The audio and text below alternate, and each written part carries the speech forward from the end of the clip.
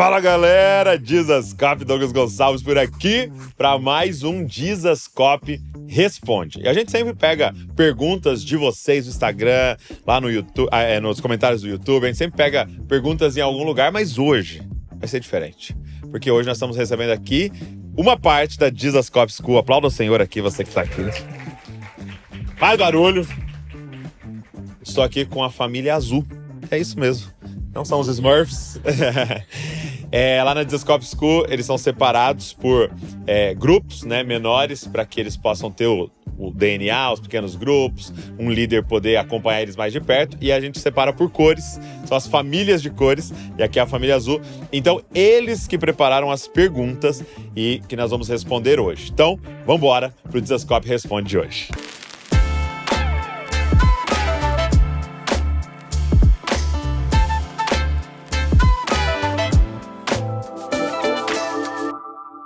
Seguinte, quem vai começar aí, fala o nome, qual a região do Brasil que você é, tá? E manda ver sua pergunta aí. Meu nome é Daiane, eu sou aqui do estado de São Paulo, uma cidade chamada Cosmópolis. Legal. Douglas, na escola, assim, um dos temas que ficou muito forte, principalmente para nossa família, assim, foi a questão de sermos amigos de Jesus. De entender essa compreensão de que a missão é feita por amigos mesmo, que Jesus chama discípulos, transforma em amigos, eles se tornam testemunhas e aí são enviados para compartilhar daquilo que eles ouviram, viram e conviveram, assim, com Jesus de relacionamento. E baseado nisso, assim, para você, o que significa ser um amigo de Jesus? Muito bom, muito bom. Boa pergunta. Muito legal isso, antes de responder o que significa para mim ser um amigo de Jesus, essa compreensão que antes do envio precisa ter isso, né? Eu estava assistindo uma vez uma conferência que era de discipulado, né? Então era muito sobre o id, sobre o fazer, né, discípulos e tal. E aí, um pastor que eu gosto muito, vocês sabem, o Francis Chan foi pregar.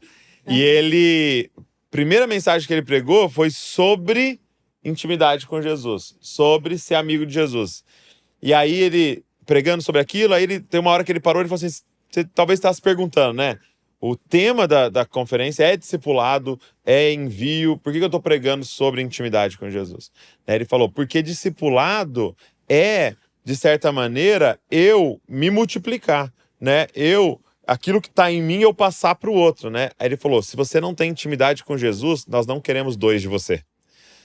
Não discipule. Não vá. Não obedeça ao id se você não é um amigo de Jesus, né? Então, é muito importante a gente entender isso, né? Antes de ser uma testemunha, você precisa ter visto, ouvido, apalpado, né? Para você falar daquilo que você viu e não daquilo que te contaram ou de um livro que você leu, né? Mas de um amigo. E o que para mim é ser amigo de Jesus? Eu vou pegar o que ele mesmo falou, né? Ele fala, eu não chamo mais vocês de servos. Eu chamo vocês de amigos. Por quê? Porque o servo não sabe o que o seu senhor está fazendo. O servo não sabe o coração do seu senhor. Um patrão não precisa ficar falando para você assim, ó, faz tal coisa. Sabe por quê? Porque no meu coração tá... Não. O patrão fala, ó, o serviço de hoje é esse, vai, faz, no final do mês eu te pago e acabou. Ele falou assim, eu não tô chamando vocês de servo mais, eu chamo vocês de amigos. Por quê? Porque eu tô compartilhando com vocês o meu coração, eu tô compartilhando o peso do meu coração, eu tô compartilhando os meus segredos. Ser amigo de Jesus é compartilhar segredos com Jesus. E de mão dupla. É o Senhor compartilhando o coração dele com a gente e as dores do coração dele, as alegrias do coração dele. Então, por exemplo, o que dói no coração de Deus em relação à Bragança?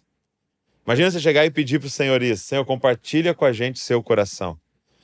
Só que é muito difícil isso. Por quê? Porque está sendo pregada uma mensagem que a gente não tem que sofrer. Mas a verdade é que amigo sofre junto. Amigo, essa é a parada de ser amigo. É na tristeza e na alegria. Se você só encontra na alegria, não é amizade aquilo. É um clube que você vai... quando você só encontra num estado, ou só encontra na tristeza, também não é. É o médico, é a enfermeira, que a gente só encontra na tristeza. Amigo, a gente está em todas as situações com a pessoa. Então, Senhor, me compartilha as suas tristezas também. Então, para mim, amizade com Jesus é você ter segredos com Jesus. E aí entra um negócio muito importante, né? Vocês já viram Paulo escrevendo, né? E aí todos os teólogos e comentaristas falam que era sobre ele mesmo. Ele escrevendo: eu conheço um homem que foi até o terceiro céu, né? Então, vários falam que era ele mesmo que ele estava dizendo, né? E aí ele fala assim, ó: e ele viu coisas inefáveis. O que é inefáveis? É que não se pode falar. Presta atenção.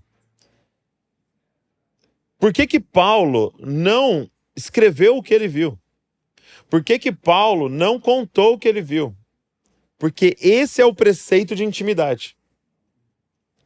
É uma coisa que está só entre eu e você. Esse é a parada de amizade. Não que tudo que a gente vive junto é segredo, mas algumas coisas vai ser segredo. Você abre o coração para uma amiga, para um amigo, e ele sabe de coisas suas que ninguém sabe. E ele é capaz de guardar aquele segredo. Então, para mim, o que é amizade com Jesus? É você ter segredos com Jesus, a ponto de ele ter falado coisas que você não pregou. Você não transformou num livro, nem num post, né? Não fez um stories falando essa última revelação. Uma vez eu vi o Tim Keller falando assim: toda vez que alguém chega e fala assim pra mim, cara, eu tive uma experiência de intimidade com Deus, e ele começa a me contar, eu sei que não foi tão íntimo assim. Porque se fosse muito íntimo, ele não me contava. Então é mais ou menos assim, é quando um homem chega, alguém assim, muito profano, né? Chega numa roda com outros amigos e fala: cara, peguei uma menina. E ele conta como foi. Se ele contou como foi, o que eles não tiveram foi intimidade. Porque o que acontece entre um homem e uma mulher de aliança, casados, esse cara não conta pra ninguém. Porque aquilo é intimidade. Então, o Senhor quer compartilhar o coração dele com a gente. E a gente pode compartilhar o nosso coração com ele. E aqui entra um desafio, sabe? É a gente entrar no lugar de oração desnudo, sabe? Despido, perdão. Chegar diante do Senhor realmente e falar a verdade, sabe? Senhor, eu tô com raiva. Senhor, eu queria ir embora. Senhor, eu queria ficar.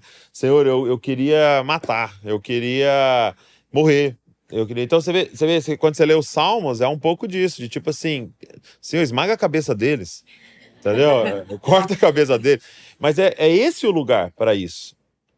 É esse o lugar para isso, entendeu? De lamentação, sabe? Então é esse desafio de crescer em intimidade. Você não está diante de um estranho, você está diante do seu amigo. Aí você vai começar a ter experiência com Deus, e quando você abrir sua boca, você está testemunhando, você está falando de algo que você viu, que você ouviu, que você apalpou, que você sentiu.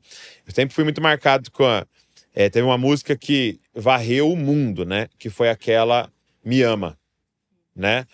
Que originalmente é How He Loves Us, né?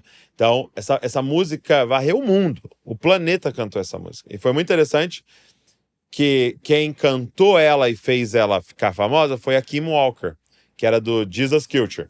Né? Então, a Kim conta num testemunho uma vez que as experiências mais profundas que ela teve com Deus na adolescência era com o quê? Eu te amo. Eu te amo. Então ela conta, por exemplo, que ela teve uma visão de que Deus vinha e abria uma caixinha de joia. E aí, aquelas caixinhas de música, quando abria, era ela dançando.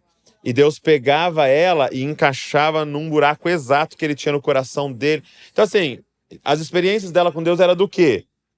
Te amo. Te amo. Esse é o tanto que você é amada. Quando a pessoa abriu a boca para cantar Me Ama, Nos Ama, cara, era um testemunho. Era um testemunho. Entendeu? Então, eu não sei se já acontece com vocês. Vocês ouvem uma mensagem, às vezes, super simples. Não é algo assim, tipo, nossa, uma revelação que eu nunca ouvi na minha vida, ou que oratória. Às vezes é super simples e começa a queimar o seu coração. Mas por quê? Porque é um testemunho.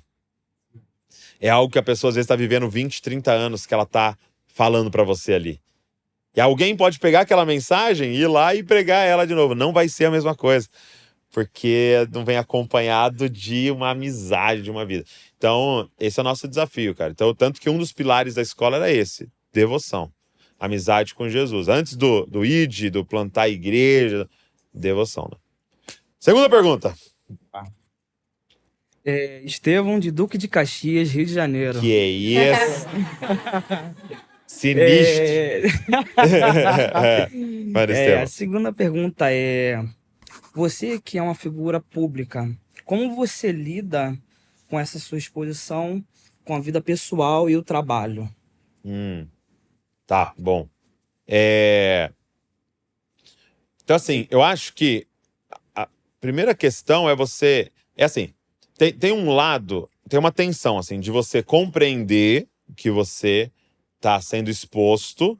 Por que que é necessário entender isso? Porque você está ali representando a Cristo, representando a igreja. Então, por exemplo, em Bragança, né? Todo lugar que eu vou, alguém conhece, né? Então, assim, alguém, o caixa do supermercado, alguém. Então, você tem essa noção, você está representando Jesus. Então, se eu trato mal uma pessoa, não é na minha conta só. Ah, esse pessoal lá da igreja, o pessoal lá da família, esses cristãos aí, entendeu? Então, é necessário essa atenção. Mas, ao mesmo tempo, é necessário esquecer isso, né? Uma vez eu vi o Israel Subirá respondendo uma pergunta, que era assim, como é que é ser filho de pastor? É difícil? É difícil ser filho de pastor? Aí ele falou, não, difícil ser filho de Deus. Então, assim, é a gente entender que sim, tem esse lado, mas ao mesmo tempo é o normal para todos nós em todos os momentos, né? Agora, essa tensão do trabalho, né, vamos dizer, ministerial tal, e a vida pessoal, a sua vida pessoal precisa passar, ser maior, ser mais prioridade do que esse trabalho ministerial. Que sentido? A sua atenção, a sua oração, as suas prioridades precisam estar por camada, né? Então, primeiro, cuida de ti mesmo. Então, eu preciso cuidar de mim. Eu preciso compreender que, em primeiro lugar, eu tenho que cuidar das minhas emoções, da minha saúde, da minha vida espiritual, do meu tempo com Deus. Beleza. Da sua casa. Marido de uma só mulher que governa bem a sua casa. Então, agora Senhor, então assim, eu oro muito mais pelo Davi e pela Luísa do que pela igreja, comunidade aqui em Bragança. Muito mais pela Val do que, entendeu? Porque essa camada. Então eu preciso vencer aqui. Aí depois ela estender essa camada. Entendeu? Também os meus familiares, meus sogros, meu pai, minha mãe, entendeu? Ali, quem não cuida dos de casa é pior do que o descrente. E aí depois, então ela vai abrindo. Então tem que ter essa prioridade. Tem um versículo que eu gosto muito, que é marido, viva a vida comum do lar. Então, ao mesmo tempo que eu fui lá na Argentina semana passada, uma conferência de 4.000 pessoas, 25 países. Eu preciso voltar para casa e quando o Davi falar, olha isso aqui e tal, eu preciso saber dar o mesmo grau de importância ou maior. De falar, não, eu preciso ensinar isso aqui para o Davi, para a Luísa, então eu vou sentar e vou de todo o coração fazer aquilo com mais empenho até do que o que eu vou pregar lá, não sei onde. Então, a vida pessoal tem que passar. E aí, de forma muito prática, assim, no tempo também. Então, eu preciso estar muito mais na minha casa e na igreja local do que viajando, por exemplo. Então, muito mais. Por quê? Porque viajando, gente, todo quadro visto de longe é lindo. Então, viajando nossa, é uma bênção. Uma pregação sua me abençoou, é um vídeo seu. Meu Deus, você é uma bênção. Te abraça, nós precisamos de você. Tira uma foto comigo. Entendeu? Aí você fica, nossa, acho que eu sou uma bênção. Eu sou top, meu. E tal. Aí você volta pra sua casa. Na sua casa, ninguém quer tirar foto com você. Né? Na sua casa, na sua igreja local, não é... As pessoas não vêm falar assim, deixa eu te falar um negócio, você é uma bênção. Pastor, tô com um problemão. E tal, e não sei o quê. Então, assim, isso aqui, porque essa é a realidade, tem que ser maior do que aquilo ali, que é um pedaço da realidade. Nós somos uma bênção, mas também nós somos pecadores, e nós somos falhos, e nós somos normal, e nós somos... Então, tem que ter esse equilíbrio, mas essa vida comum tem que ser maior do que essa vida aqui. Então, se eu passo mais tempo no Instagram lendo comentários de que maravilhoso post, do que eu passo tempo na realidade da vida aqui, isso vai me prejudicar. Uma coisa que eu aprendi é que é o seguinte, a autoridade vem de você ser completamente conhecido. Completamente é muito, mas assim, de você ser conhecido como um todo. É daí que vem a autoridade. E por muito tempo eu fui tentado a buscar admiração. A admiração vem de você apresentar seu melhor ângulo. Entendeu? Já viu gente falando assim, não, tira foto de assim. Que na esquerda eu sou melhor. Pessoas tortas, né? À esquerda eu sou melhor. E, cara, uma vez você começou a falar comigo de uma pornografia ministerial. Porque o que é a pornografia? É o melhor ângulo. É o melhor ângulo. É a melhor luz. E com Photoshop. Entendeu? Então, a pessoa tá numa posição, maquiado e tal, e no melhor ângulo para ser admirado. Agora, a autoridade não vem disso. A autoridade vem de ser conhecido como um todo. Você acorda todo amassado e com bafo, e no dia bom e no dia ruim, e a autoridade vem disso. Então, esse é um desafio, porque no ministerial, no seu trabalho, não adianta, as pessoas vão te ver de longe. Então, você tem aquela ideia. Agora, na sua vida comum, aí as pessoas vão começar a ver de perto você, e aí você tem que ter autoridade nesse lugar. Então, quando alguém manda lá num post, muito bom, você me abençoou muito, legal, isso é uma bênção, é um feedback. Agora, quando a minha esposa vem e fala, cara, isso aí foi muito de Deus, isso aí foi muito preciso, você é uma bênção. Ali sim tá uma... Terceira pergunta. Bora.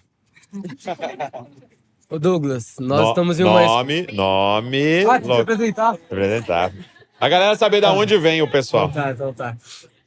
Ó, eu sou o Levi, tenho 23 anos, sou de Ribeirão Preto, interior de São Paulo. Bom demais. Douglas, nós estamos em uma escola que existe uma ênfase em plantação de igreja, né? E até em cima da palavra de Antioquia e tudo mais. E a gente queria saber o que queimou no seu coração em relação a isso, qual que é o seu sonho em relação à escola, a essa visão de Antioquia, sabe? Sim, muito bom. Essa pergunta surgiu lá na Amarela, mais ou menos assim também. E assim, a igreja, né, e não é a família de Zascope, a igreja, ela tem várias características, né?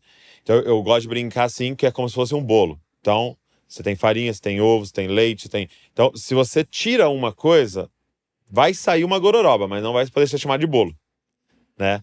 Se você tirar algo, termina com alguma coisa. Talvez até dá para comer, mas você não vai poder falar bolo, porque bolo tem os seus ingredientes para virar um bolo, né? Então, a igreja tem ingredientes. E um deles, que foi, de certa maneira, ignorado, esquecido, a gente poderia até falar por quê, mas acho que ficaria muito comprido, é o apostólico, que, em outra palavra, é missional.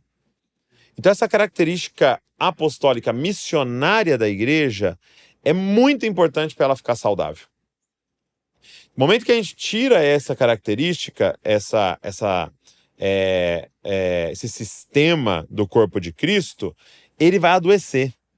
Então, a gente entendeu que a gente tinha também que ser missional e apostólico, né? Ao mesmo tempo que você está fazendo um trabalho local, você está fazendo uma preparação para enviar.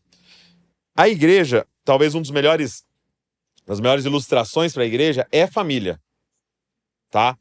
Se você não educar os seus filhos para ir embora, você vai criar alguém doente. Então isso é muito doido, cara.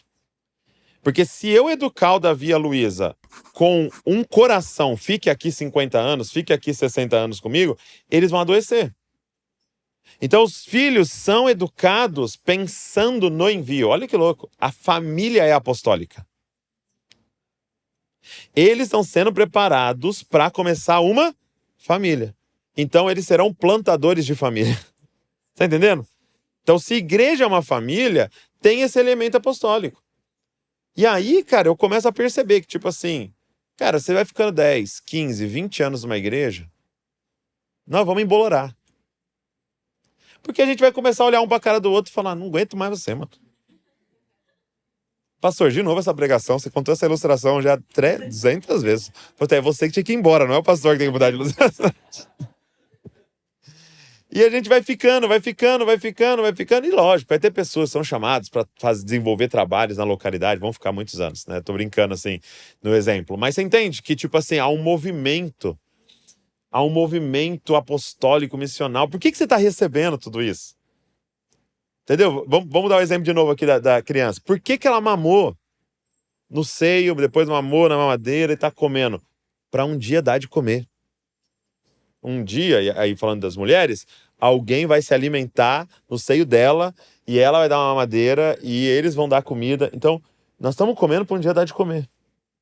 Você tá entendendo o que eu tô querendo dizer? Então, a gente começou a perceber isso. Aí começou a ter uma palavra específica, né, para a igreja em Bragança, que é a família de Descope, que era: quero fazer esse lugar uma Antioquia. E isso estava desde o início. É que depois nos deu vocabulário para isso. Mas desde o início. Quando eu comecei o Descope como movimento, eu nem sabia o que era, gente. 2011. Pedro vai lembrar, uma das primeiras palavras que eu ministrei, foi a segunda palavra que eu ministrei sobre o Descope. A primeira foi que a gente é uma cópia de Jesus, até usei uma máquina de Xerox lá e tal. A segunda mensagem que eu ministrei foi santidade e poder. A mensagem era: nós queremos um casamento da palavra e do Espírito. A segunda mensagem que eu preguei, eu não sabia nem o que era o Desascope. Quando a gente fala de Antioquia, é exatamente isso, um ajuntamento de mestres e profetas. Ortodoxia, mas sim, essa ortopatia, né? A gente quer a palavra, mas a gente quer sentir. A gente quer o estudo, mas a gente quer os dons. Então é esse ajuntamento que vai gerar um movimento apostólico, né? Então em Antioquia, que eles falam: separa para mim Paulo e Barnabé para a obra que os tenho separado, e aí eles são enviados para plantar a igreja. Então a gente crê nisso. Numa escola que quer ser profunda na palavra, na teologia, mas quer também a devoção e os dons, e esse juntar essas coisas, a gente crê que gera um movimento apostólico, né? Então a gente recebeu essas palavras, e aí foi um desafio para nós responder essas palavras. E a Descope School talvez é a forma mais precisa de responder essas palavras. Ou seja, vocês são o cumprimento dessa profecia aí. Amém? Glória a Deus. Alguém tem mais alguma pergunta? Sei que vocês prepararam 3, mas se alguém tiver... Eu queria fazer uma pergunta. Então faz. Ixi! Tava engasgada. Não, é porque... Nome... Juliana, eu sou de Goiânia. Goiânia.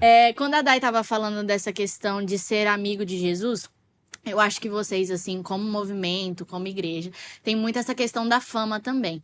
E dentro da nossa família, principalmente, a gente tem batido muito na tecla de ser uma geração sem face. E bom. nessa questão, assim, de ser amigo de Jesus, mas ao mesmo tempo, você, né? A gente te vê como um amigo de Jesus, mas ao mesmo tempo você ser muito reconhecido. Essa questão da fama. Você tem pessoas, assim, dentro de casa que você realmente abre o seu coração e tudo mais, pra você manter o seu coração nesse lugar de ser sem face. É isso que eu queria saber, assim, do seu coração mantido num lugar sem face, ao mesmo tempo tendo um movimento muito reconhecido. Muito bom. É muito doido isso, assim, cara, essa dinâmica. E essa dinâmica tá no Sermão da Montanha, né? Mateus 5. Brilha a vossa luz diante dos homens para que venham das suas boas obras, glorifique o seu Pai que está nos céus. Mateus 6 é inteiro sobre o secreto. Não jejua, quer dizer, quando você for jejuar, lava o rosto, passa maquiagem, se você for mulher. Põe uma roupa e tal. Beleza. Ninguém precisa ficar sabendo. Vai orar, entra no seu quarto, fecha a porta. Se você vai ofertar, né, da esmola, que sua mão direita não sabe o que é escrito. Você fala: cara, peraí, Jesus. Ou brilha diante de todo mundo, ou... Então, assim, qual que é a dinâmica? A dinâmica é a seguinte: não busque fama. Não faça nada para ser visto. Porém, viver o que Deus está dando para você, pode ser que Ele queira expor aquilo. Então, você vai orar, você vai ler a Bíblia. Você não vai ler a Bíblia para você ser famoso. Deixa eu preparar um negócio top aqui para ser famoso. Não, você vai ler a Bíblia. Você vai viver a palavra. Ele vai te pedir em alguns momentos: fala isso aqui para tal pessoa. Fala isso aqui num vídeo. Fala isso aqui. Beleza. E aí você vai e faz. Mas não era o seu intuito. Porque se tornar o teu intuito, ser exposto, ser famoso, aí você errou a mão. O Bonhoeffer, no livro Discipulado, ele fala disso. Tem um capítulo que é sobre isso, que acho que é a cultura da invisibilidade, né? E aí ele fala: E é muito doido, né? Porque ele fala, ó, capítulo 5 ele tá mandando mostrar as boas obras. No 6 ele tá falando que você tem que esconder. Aí ele pergunta assim, então você tem que esconder de quem? As boas obras. Ele fala, de você mesmo. Não tem problema alguém falar, que incrível que você é. Tem problema você falar, que incrível que eu sou. Então o que que é? Quando você der com a mão direita que a esquerda não saiba. Você não tá se avaliando. E cara, Deus tem ministrado muito meu coração num assunto que é vaidade. Vaidade. O que que é vaidade? Vaidade, ela é filha do orgulho. Ou irmã, né? É filha, vai, porque é um produto. Orgulho é quando eu vivo sob o meu olhar. Então, pensa nisso. Nós estamos aqui agora. E o orgulho, que está em todos nós aqui, faz com que você saia e fica se observando. E aí a gente está pensando aqui agora. Será que eu estou sentado certo aqui? Será que você está vendo? Entendeu? E aí tem duas reações do orgulho, né? Que pode ser, ai meu Deus do céu, tô feia. Ai, tô feia. Ai, ninguém vai gostar. Ai, é uma das manifestações. Ou ai, eu sou top. Nossa, a galera vai amar eu. Né? Aí você fica tentando achar a posição. Então é os dois lados. Os dois são orgulho. Inferioridade e superioridade são orgulho. Porque inferioridade e superioridade eu tô vivendo na minha própria presença. Só que aí ela tem uma filha. Porque eu começo a me olhar, me diagnosticar e me dar o veredito final. Tá? Aí tem uma filha, que é a vaidade. Porque aí não é mais suficiente. Eu quero o olhar dos outros. Então, se orgulho é viver sob o meu próprio olhar, vaidade é viver sob o olhar das pessoas. E agora eu vivo diante da presença dos outros. E aí é vaidade. E, de novo, pode ser superioridade e inferioridade. A questão é, eu estou sob o olhar dos outros. Então o Senhor foi me dando uma frase. Orgulho é viver sob o olhar dos outros. Vaidade é viver sob o olhar... Não, orgulho é viver sob o meu próprio olhar. Vaidade é viver sob o olhar dos outros. Santidade é viver sob o olhar de Deus. Em Gênesis, qual foi o primeiro produto da queda? Vaidade. Quando a gente fala assim, ó, vaidade, qual é a primeira coisa que vem na nossa cabeça? Para mim, quando vocês falam estética, é roupa. Né? Vai vir a vaidade, vai vir a maquiagem, essas coisas, mas é roupa. Né? Quando que a mulher e o homem são vaidosos? Então, o cara quer usar roupa cara. Gente, qual é a primeira coisa que o homem faz quando cai? Roupa. Por que ele faz roupa? E aí é muito doido, porque aí Deus vem e ele tá escondido. E aí Deus pergunta, por que você está escondido? Ele fala, porque eu tava com medo, porque eu tô nu. E aí Deus faz uma pergunta, quem te falou que você tá nu? O que aconteceu, gente? O que aconteceu ali? E eu explico. Momento em que o homem pecou, ele sai da presença de Deus e ele entra na presença dele e na presença dos outros. Ele não vive mais debaixo do olhar de Deus. Agora ele está debaixo do próprio olhar dele e debaixo do próprio olhar e do olhar dos outros. E é por isso que a gente põe roupa. Porque vão me julgar. Eu olho para mim mesmo e me desaprovo. O outro olha para mim e me desaprova. E agora eu não estou mais debaixo da presença de Deus. Eu não estou mais sob o olhar daquele que me escolheu antes da fundação do mundo. Por que eu vou fingir alguma coisa para ele? Então, assim, esse é o maior desafio da vaidade. Então, só que, assim, todo dia você ter essa percepção, tipo, cara, por que eu fiz isso? Vou dar um exemplo. Eu tava no DNA e aí eu ia compartilhar uma palavra que eu tinha entendido no meu devocional. Tá? E aí eu tava ali assim, eu falo que eu recebi essa palavra aqui, esse entendimento no meu devocional? Não falo. Porque o tempo inteiro você tem que ficar analisando seu coração. Por quê? Porque vai ter momentos que Deus vai falar pra você falar. Tipo assim, fala do seu devocional. Por quê? Porque muitas vezes nós somos incentivados a ter vida com Deus porque a gente ouviu alguém falando sobre a vida com Deus. Então, sim, dá pra ser uma inspiração. Mas vai ter momentos que é orgulho. Vai ter momentos que é vaidade. Ai, os outros têm que ver que eu faço devocional, deixa eu contar aqui.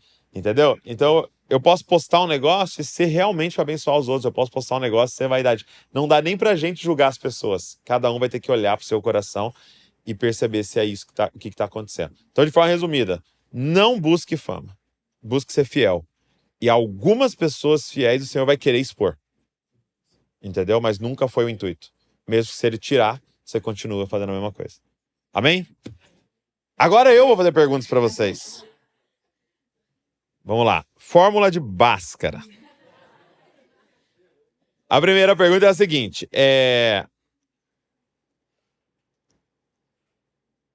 Como é que foi o desafio de levantar recursos para poder vir para a escola? Quero 2 pessoas que compartilhem. Também, mesma coisa. Meu nome é Laura, eu sou do Rio de Janeiro, Rio Comprido.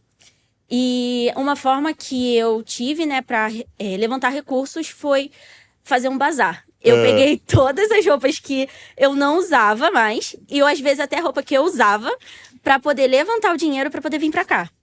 E aí, nisso tudo, eu fiz um vídeo, compartilhei no meu Instagram. Uma amiga minha também me ajudou a fazer esse vídeo, compartilhou no Instagram dela, minha mãe, um montão de gente.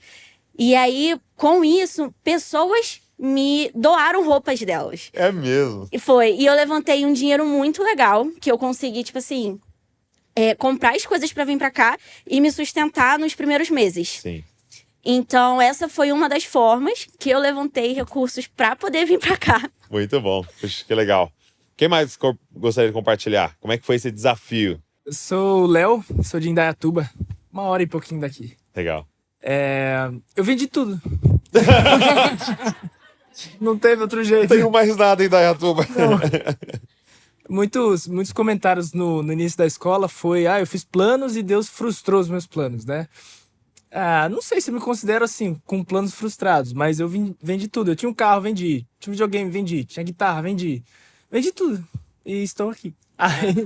Mas das coisas assim, mensais, né, que a gente precisa, a minha mantenedora assim é a minha mãe. Sim. E aí ela vem dando daquilo que ela pode, questões assim, pontuais, assim, financeiras, né?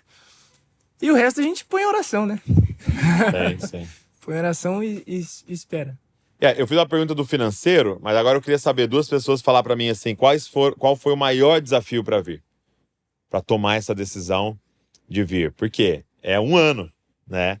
É se mudar para Bragança, viver aqui. Quais foram o maior desafio para tomar essa decisão de vir? Quem que responderia aí? Meu nome é Alexia, eu tenho 21 anos e sou de Portugal. Eu acho que o maior desafio, assim, pra mim, quando eu vim, eu acho que foi deixar, assim, os meus pais e a igreja local, né? Porque eu vivo no contexto que é fora, né, do Brasil, então, pra mim foi algo bem complicado, né? Eu nunca tinha saído, assim, de perto dos meus pais e foi algo que o Senhor falou, vá. E eu só obedeci. E assim, nos primeiros meses eu me senti muito sozinha, assim, né? Com a falta dos meus pais e tudo mais. Porém, o Senhor, ele se revelou como um pai para mim. E eu acho que isso foi primordial no início de tudo, até a questão de dependência, né, emocional com os meus pais. De eu me desapegar e saber que o Senhor, ele é o meu pai, ele é supremo sobre todas as coisas. Então, eu acho que essa foi a maior mudança, assim, sem ser no âmbito financeiro para mim. Muito bom, muito bom. O que mais? Foi escolhido, né? Obediente, exato, Ele quer muito compartilhar. Meu nome é João, tô nervoso, sou de Araraquara. Sou de Araraquara, tenho 20 anos. Eu acho que o maior desafio foi justamente esse também. Por mais que seja perto, né? A nossa amiga é de Portugal. Sim. Eu sou de Araraquara, 4 horas só. Mas tipo assim, eu sou um cara que eu gosto muito da minha família também. E meus pais são missionários. E aí eu fiz uma oração perigosa, a gente brinca na escola. Que é: Deus, eu quero viver a grande comissão. Eu quero servir. Eu quero ter um coração servo. E foi nesse momento em que as coisas começaram a acontecer. Eu abri o celular, vi o Douglas assim, falando da Jesus Cop Studio. E aí eu falei, quem sabe? Eu já tinha interesse em fazer uma escola missionária, um período assim da minha vida. E foi nesse momento em que eu me inscrevi. Eu falei: Deus, Tô pondo aqui a minha fé e se eu for aprovado, eu quero desfalecer, acabar com a minha vida aos teus pés mesmo, servindo.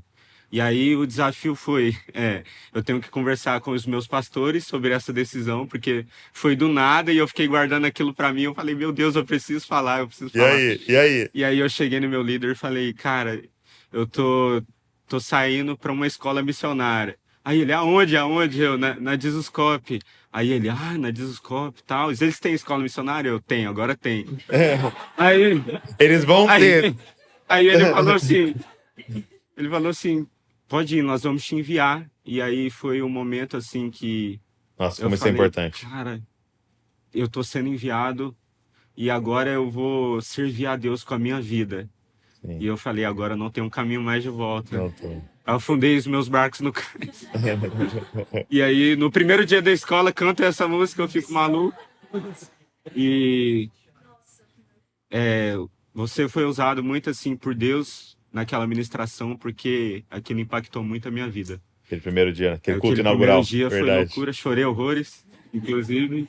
E tô muito feliz de estar aqui. Esse foi o meu maior desafio, largar tudo para servir a Deus. Muito bom. Eu percebo assim que de todo mundo é esse desafio de ouvir a voz de Deus, ter uma palavra, né? Porque se você tiver uma palavra, o financeiro, a família, a igreja, eles estão todos submissos ao Senhor, né?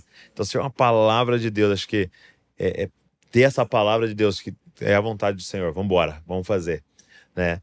Agora eu queria saber, já da experiência na escola, né? Quais foram, o que mais te marcou nesse quase um ano, né, que você tá aqui? A gente pode ter umas 2, 3 respostas. O que mais te marcou? Eu sou o João Lucas, eu vim de Porto Velho, Rondônia, eu tenho 21 aninhos. Eu ia falar 20, porque eu fiz 21 agora. Não, mas o que mais me impactou, acho que na escola, foi a questão de realmente viver na dependência de Deus todos os dias aqui. E de vários processos que Deus vai fazendo com você, você acaba ficando sem chão, assim, você fica, cara, por que eu tô indo num lugar mais fundo, e você não vai entendendo, assim, que Deus vai te levando num lugar mais fundo de todo o processo que Ele tá fazendo com você. E toda essa questão de convivência com outras pessoas também durante um ano inteiro também é muito pesado, porque eu sou uma pessoa que gosta muito de ter o meu momento de solitude, sozinho. Entendi. Ter o meu devocional de 2 horas ali, lendo vários livros, várias bíblias. E aí agora eu vou pro contexto que eu tenho que fazer meu devocional ali com um monte de gente me olhando. E aí eu também sou um pouco expressivo, então Deus dá um oi pra mim, eu começo a chorar. E aí, acontece que eu tô lá na biblioteca, no refeitório, tô lá com o meu momento com Jesus, eu começo a chorar e começo a chegar. Você tá bem? Tá tudo bem? Você quer conversar? Eu tô só chapando aqui em Deus, deixa eu só aqui pro terceiro céu aqui. Mas esse é um dos grandes desafios. Eu acho que conviver em comunidade mesmo, conviver com outras pessoas que é diferente de você, mas mesmo assim, nessa diferença, Deus é revelado, sabe? Então, tipo, eu convivendo no meu quarto tem 12 pessoas, 12 meninos, e aí eu vendo a expressão de Jesus naqueles meninos é absurda, assim. Eu sou muito ministrado em poucas coisas, as coisas mais ordinárias do dia a dia, que eu tô conversando com alguém e Deus começa a fazer parte daquela conversa. Eu acho que isso é uma das coisas mais absurdas também. Você tá no almoço, você tá no jantar, e aí Deus senta na mesa também e começa a conversar com a gente. Eu acho que isso é uma das coisas mais extraordinárias da escola. Bom. Meu nome é Beatriz e eu sou do Rio de Janeiro. Não sabe nem falar, Beatriz. O que mais me impactou na escola foi a vida de igreja caseira. Eu não vivia essa realidade. E foi um pouco desafiador no início, porque era muito diferente do que eu entendia como igreja, do que eu vivia como igreja. E toda vez que a gente se reúne, né, para poder estar num DNA, para viver ali realmente a vida da igreja, eu lembro, né, de Jesus reunindo com os discípulos, e eu vejo como tem poder, né, nessa reunião.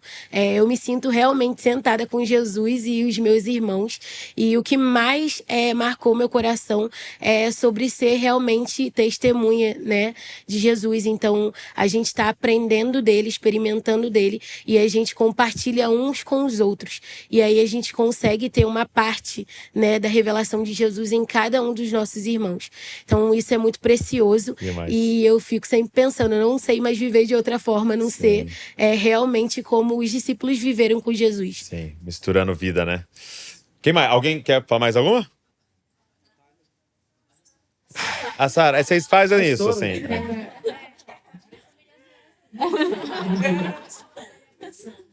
Eu sou Sara, sou da Bahia, de Feira de Santana, bem baiana. Que demais. E assim, eu brinco que minha trajetória já para chegar é uma coisa um pouco incomum, mas eu brinco que eu fui sem criar muitas expectativas nos nomes das pessoas. Porque eu conhecia, tipo assim, o movimento de Jesuscope, mas o básico, né? Podcast, as coisas, sem o peso dos nomes. E para mim o que mais me marca é assim, a questão de ser ministrado todos os dias. Porque quando chega alguém lá e tipo assim, a galera, uou, é alguém, eu tipo, gente, eu não sei quem é. E aí eu sento ali, só escuto assim, ó, Deus falando o tempo todo. E aí, essa questão de vir sem muita expectativa, eu sou surpreendida todos os dias. Isso para mim eu acho que assim, a melhor parte de tudo. De tudo mesmo, de estar sendo ministrada e de ser surpreendida. Mas para mim também é um grande desafio, o choque cultural, porque é muito diferente. A gente vê uma maioria do Rio de Janeiro, outra de São Paulo, mas está dando muito certo. Dividi o quarto com 22 meninas também, tá dando muito certo. E é isso, eu tô feliz pra caramba. Eu acho que pegando esse gancho dela, eu queria que vocês falassem para mim qual foi a aula que mais te marcou.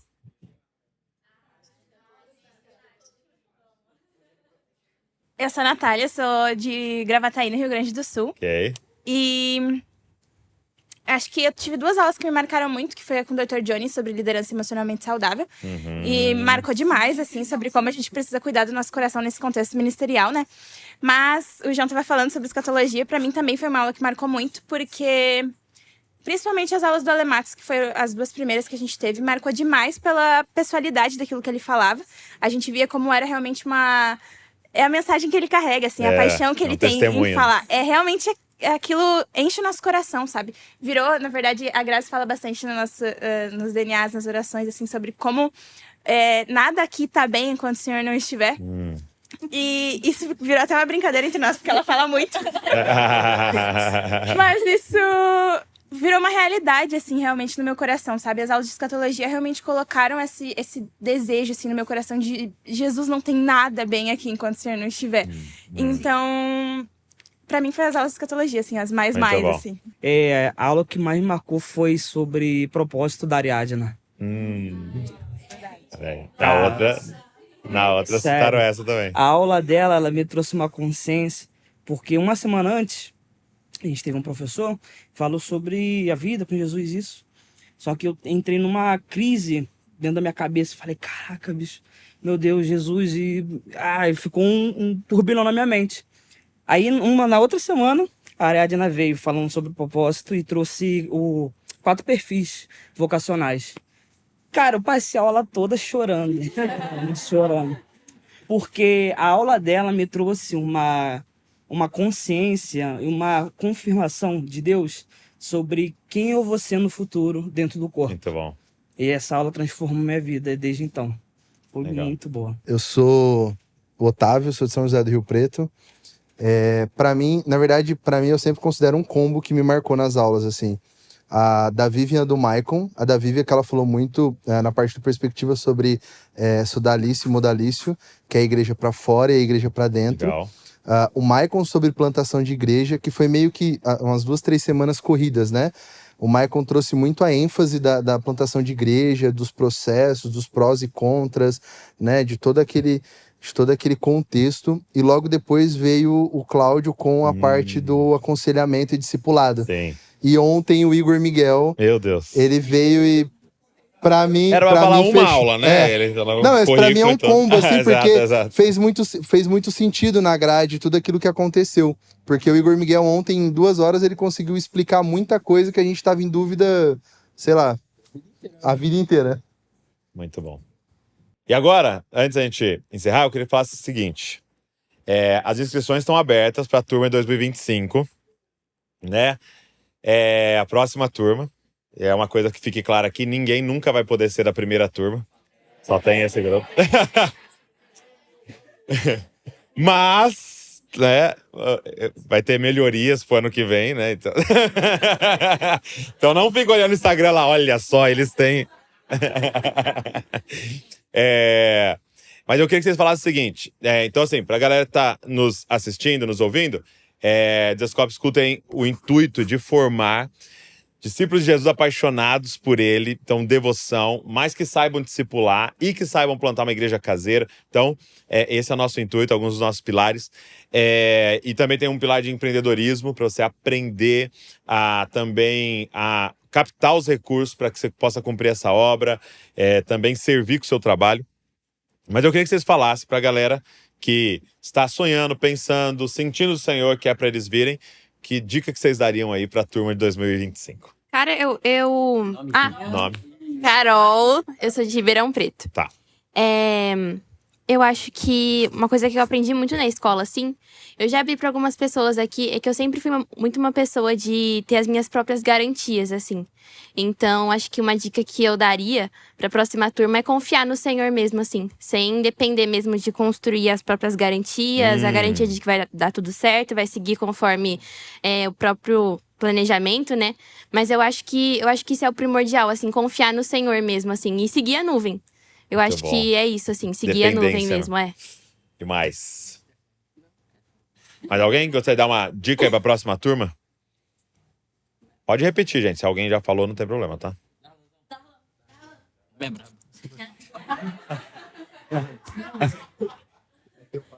Fala Você tudo, falaria seu aí? pastor. Bom, eu sou o Darlan, eu sou daqui de Bragança, faço parte da família Desascope. E dica, conselho, ouvir a voz de Deus, realmente, em primeiro lugar, ouvir a voz de Deus. E a partir desse momento de você ouvir a voz de Deus, é você corresponder, você agir. Então, não só você ouvir, mas você ouvir e obedecer. Aí vem na sequência. Então, tipo assim, Pedro ouviu que era pra sair do barco, mas ele teve que realmente colocar o pé pra fora. E aí, a partir do momento que você faz isso, as coisas vão acontecendo. Então, assim, se você não tem recurso, se você não tem perspectiva de como vai ser, deixar a família, de como vários amigos já comentaram, mas se você sabe que é o teu pai que tá chamando, cara, você confia, você estende as mãos e ele te conduz pro caminho e vai ser bênção demais. Então, desafio todos vocês que estão em casa a virem fazer parte, e a partir disso vai ser um divisor de águas pra sua vida. Eu sei que você nunca mais vai ser a mesma pessoa e você vai sair daqui transformado, ainda mais parecido com Jesus, ser uma cópia dele, e você vai poder ir pra todos os lugares, pras nações onde Deus já tem colocado no teu coração. Aqui vai ser só o start daquilo que o Senhor vai fazer. Tá bom. Ó, o Darlan chegou aqui gago. E agora? Tô brincando. Tô brincando. Fala uma coisa pra você que tá nos assistindo, nos ouvindo. Se o Senhor tá confirmando o seu coração, se já há um tempo ele vem acendendo uma chama no seu coração, você precisa dar um passo a mais e ser equipado para aquilo que ele tá te chamando para fazer, talvez seja o lugar para você estudar com a gente. Então, 2025, a gente vai ter uma nova turma. Eu vou deixar o link aqui, é uma aplicação, porque assim que você preencher, a gente vai entrar em contato com você, vai ter entrevista com você, para você falar com seus pastores, para você falar com sua familiar. Então, assim, não é você se inscreveu lá, você está inscrito, a gente vai ainda analisar junto, orar daqui também, para receber a galera que o Senhor quer realmente que esteja aqui nesse um ano. Para você ter uma noção, ano passado foram 600 aplicações e vieram 90 alunos. Então, esse ano a gente vai ter um pouquinho mais de aluno em 2025, mas é pouca coisa. Então, assim, realmente corre aí, faz sua inscrição para que a gente possa pensar junto, analisar junto, orar junto, para ver se esse ano você vai estar aqui na Desascope School estudando com a gente, tá? Durante um ano. Você vai morar aqui em Bragança, vai morar na chácara junto com a gente, se alimentar lá, então é tudo incluso lá, a não ser as suas questões pessoais, aulas de manhã, à tarde, aulas de inglês, tem várias coisas que acontecem, fazer parte da família Desascope, participar da sala de oração, começar a servir também aqui na igreja para você ter essa experiência. Então tem muita coisa legal para acontecer, fora o que o Senhor vai fazer, que não está programado, que é um na vida do outro. Então, assim, os testemunhos são inúmeros de coisas que a gente não tinha programado e que o Senhor fez nesse tempo. E então, se você acha que o Senhor está tá te chamando para isso. Já se inscreve aí, a gente vai deixar o link aqui para vocês, beleza? E agradecer vocês, não só por hoje estarem aqui, a gente ter esse momento aqui, mas por ouvirem ao Senhor e confiarem, né? Não tinha lá no Instagram, não tinha vídeos como esse aqui de pessoas testemunhando. Vocês vieram, acreditaram, seguiram o que o Senhor estava falando. E, de novo, vocês vão ser eternamente a primeira turma da Jesus Cop School. E é uma honra ter tido esse tempo com vocês. Eu confesso assim, que está sendo bem sofrido pensar já dezembro aqui, sem vocês. Mas eu creio que o Senhor vai fazer grandes coisas em várias regiões do Brasil, onde o Senhor plantar vocês e fora do Brasil também. Amém? Vamos aplaudir ao Senhor. Glória a Deus. Obrigado você que ficou com a gente até aqui, nos ouvindo, nos assistindo. Deus abençoe você e não se esqueça, você é uma cópia de Jesus. Valeu.